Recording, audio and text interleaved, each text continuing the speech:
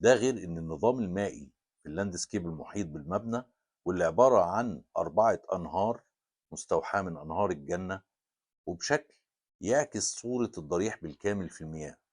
والانعكاس متعمد هنا كرمز إن الجنة لها وجهان، سماوي وأرضي.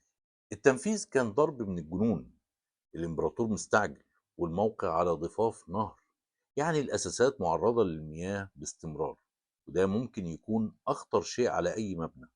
طب إزاي أعمل مبنى والمفروض إن عايزه يعيش حتى يوم القيامة؟ ده إن شاء الله. أحمد اللاهوري والطاقم اللي معاه عملوا فكرة عبقرية لتنفيذ الأساسات، قائمة أساسا على إن مياه النهر هي اللي بتقوي وبتدعم قواعد المبنى.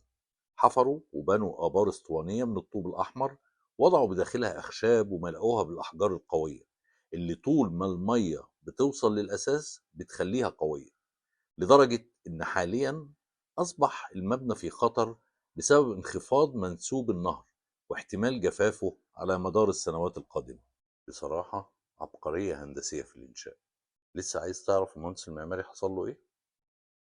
هقول لك بعد شوية. مواد البناء أحضروها من أماكن عديدة حول العالم.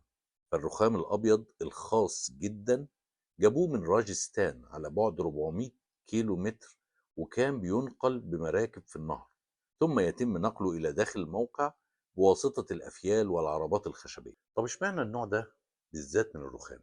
لأن هذا النوع من الرخام كان له سحر خاص بفضل تكوينه العجيب، حيث إنه كان بيتميز بتغيير لونه حسب وقوع أشعة الشمس عليه، جراي أو رصاصي، أزرق، بينك، أبيض، أو برتقالي.